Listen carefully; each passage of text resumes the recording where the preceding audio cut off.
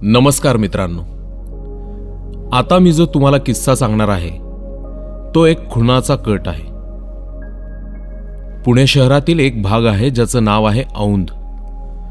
आणि औंधमधील ऋतुपर्णा अपार्टमेंटमध्ये घडलेली ही घटना आहे. तर झालं असं होतं की औंध परिसरातील एका उच्चभ्रू सोसायटीमध्ये एक मारवाडी व्यापारी कुटुंब राहत होतं.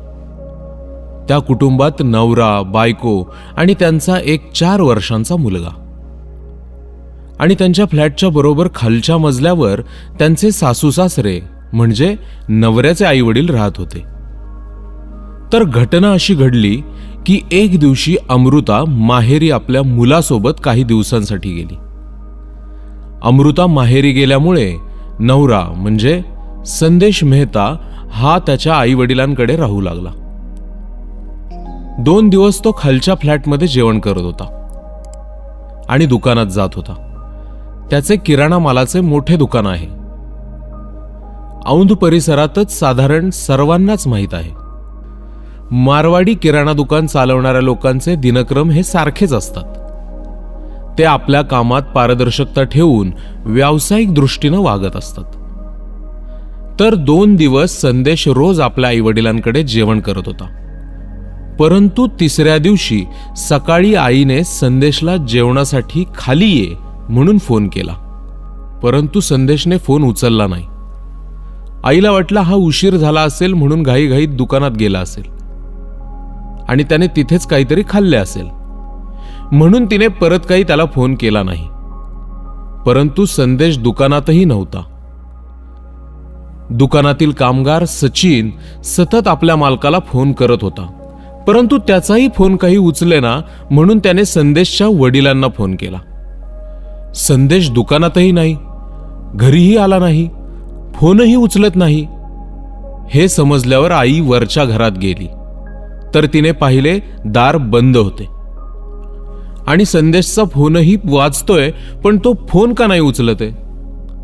म्हणून आई आणि वडिलांनी आपल्या जवळ असलेल्या चावीने फ्लॅटचा दरवाजा उघडला आणि बघितले तर संदेश हॉलमधील सोफ्यावर डोके ठेवून जमिनीवर पडला होता आणि संपूर्ण फरशीवर रक्त पसरले होते.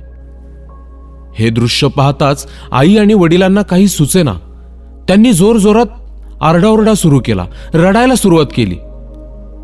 या प्रसंगाने त्यांना अत्यंत भयभीत करून सोडलं होतं. तितक्यात आजूबाजूचे लोकही गोळा झाले. पोलिसांना बोलावण्यात आलं. सगळीकडे वाऱ्यासारखी बातमी पसरली. संदेशला हॉस्पिटलला घेऊन जाण्यात आलं. तिथं समजलं साधारण 10 तासांपूर्वी संदेशचा अति रक्तस्राव होऊन मृत्यू झाला आणि हा मृत्यू हाताची नस कापल्यामुळे झाला होता.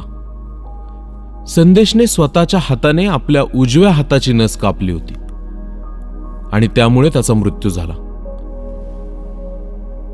ही दुःखद घटना समजल्यामुळे संदेशचे सर्व नातेवाईक घटनास्थळी जमा झाले. परंतु संदेशने असे का केले हे कोणासही माहीत नव्हते. त्याचे कोणाशी भांडण नव्हते, त्याच्यावर कसले कर्जही नव्हते, दुकानात काही भांडण नव्हती, सारं काही आनंदात होतं. मग हा सर्व प्रकार त्याने का केला हे पोलिसांना तपासात शोधणं आवश्यक होतं. कारण कोणत्या त्रासाने त्याने आत्महत्या केली किंवा याला कोणी धमकावलं होतं का, काही पैशाची कोणी मागणी केली होती का, अशा बऱ्याच गोष्टीची विचारपूस होऊ लागली. परंतु संदेशचे आत्महत्येचे कारण काही समोर येईना. संदेशच्या मृत्यूनंतर बरोबर 1 महिन्यांनी संदेशची बायको म्हणजे अमृताला तिच्या माहेरचे घेऊन जाण्यासाठी आले. अमृताची आई तिला काही दिवस तू माहेरी चल म्हणू लागली, परंतु अमृताने नकार दिला. ती म्हणाली, माझ्या सासू सासऱ्यांना सोडून मी कुठेही जाणार नाही. मी दुकान घर सगळं स्वतः सांभाळणार आहे.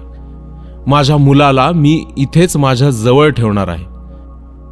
त्यामुळे मला इथून पुढे कुणीही विचारू नका की आता तू काय करणार आहेस. खरं तर अमृताचे वय काही जास्त नव्हते. ती आत्ता 28 वर्षांची होती. वयाच्या 24व्या वर्षी तिचं लग्न झालं होतं. इतक्या लहान वयात ती एक विधवा महिला झाली होती आणि तिने हा निर्णय घेतला हे ऐकून अमृताचे सासू सासरेही थोडे अमृताच्या बाजूने बोलू लागले. त्यांना अमृताबद्दल अभिमान वाटू लागला. आता अमृता वरच्या फ्लॅटमध्ये एकटी राहू लागली. दुकानाकडे लक्ष देऊ लागली. सगळा हिशोब सांभाळू लागली. यात 2-3 महिने गेले. संदेशचाही विसर पडू लागला आणि एक दिवस विचित्र प्रकार उघडकीस आला. झाले असे की दुपारचे 2 वाजले होते आणि अमृताची सासू आपल्या नातवाला फळे देण्यासाठी वरती म्हणजे अमृताच्या फ्लॅट समोर आली. खरं तर असं कधी होत नाही की सासू थेट वरच्या फ्लॅटमध्ये आली. परंतु जेव्हा सासूने बेल वाजवली तेव्हा अमृताने अत्यंत आनंदात सरप्राईज म्हणत दार उघडले आणि पाहिले तर समोर सासू उभी होती आणि अमृता पूर्णपणे नग्न अवस्थेत अंगावर एक फॅन्सी गाऊन घालून उभी होती. हे पाहून सासू भयानक चिडली आणि अमृतालाही काही समजले नाही. सासूने अमृताला लगेच विचारपूस सुरू केली. हा काय प्रकार आहे? तू असं विचित्र का वागत आहेस? कारण हे सर्व धक्कादायक होतं. तितक्यात अमृताच्या घराची पुन्हा बेल वाजली. तेव्हा अमृताच्या सासूने दरवाजा उघडला तर एक तरुण मुलगा अगदी चकचकीत कपडे घातलेला दरवाजाच्या समोर उभा होता. अमृताच्या सासूच्या समोर संपूर्ण चित्र उभं राहिलं. आपल्या मुलाचा मृत्यू का झाला याचं कारणही हे तिला वाटू लागलं आणि अमृताच्या सासूने लगेच हा प्रकार सर्वांना सांगायचं असं ठरवलं. पोलिसात तक्रार दिली. अमृताला पोलिसांनी ताब्यात घेतलं. तेव्हा अमृताने सांगितलं, माझा नवरा म्हणजे संदेश हा दिवसभर दुकानात असतो. रात्री उशिरापर्यंत तो दुकानातच असायचा. त्याचे घरात काहीच लक्ष नसायचे. आमच्यात शारीरिक संबंधही फारसे नसायचे. मी कित्येक वेळा त्याला या गोष्टीवरून बोलत देखील होते. काही वर्षांपूर्वी माझी आणि राहुल म्हणजे अमृताचा बॉयफ्रेंड यांची फेसबुकवर ओळख झाली. मागील 1 वर्षांपासून माझे त्याच्यासोबत संबंध आहेत. माझी शारीरिक भूक भागवण्यासाठी मी त्याच्यासोबत राहते. हे उत्तर ऐकून पोलीस एकदम चक्रावून गेले.